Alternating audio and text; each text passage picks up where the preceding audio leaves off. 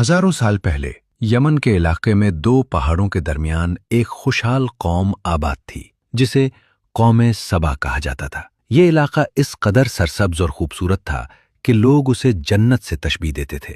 جہاں تک نظر جاتی باغات ہی باغات دکھائی دیتے تھے، پھلوں کی بہتات تھی، پانی وافر تھا اور زمین زرخیز تھی۔ اللہ تعالیٰ نے اس قوم کو بے شمار نعمتیں عطا کی تھیں، مگر وقت گزرنے کے ساتھ ساتھ قوم سبا ان نعمتوں پر شکر ادا کرنے کے بجائے غرور اور نافرمانی میں مبتلا ہو گئی۔ کہا جاتا ہے کہ ان کے پاس گندم کی اتنی فراوانی تھی کہ وہ اس کی قدر ہی نہ کرتے تھے۔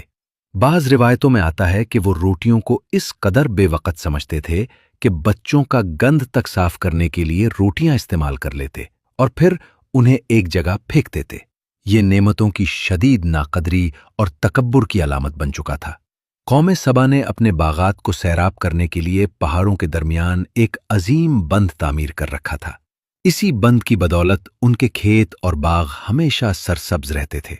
لیکن جب ان کی نافرمانی حد سے بڑھ گئی تو اللہ تعالیٰ نے ان کی سرکشی کو ختم کرنے کا فیصلہ کیا۔ روایات میں آتا ہے کہ اللہ کے حکم سے ایک چھوٹا سا چوہا اس بند میں گھس گیا اور اس نے بند کی دیوار میں ایک سوراخ کر دیا۔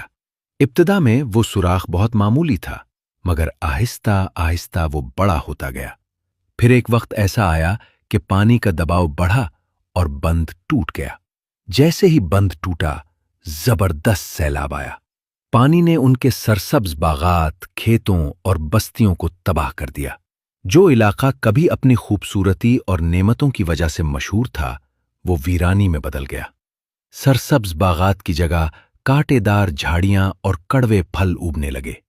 یوں قوم سبا، جو کبھی اپنی خوشحالی پر ناز کرتی تھی، اپنی ناشکری اور غرور کی وجہ سے تباہی کا شکار ہو گئی اور قیامت تک کے لیے دوسروں کے لیے عبرت کی مثال بن گئی۔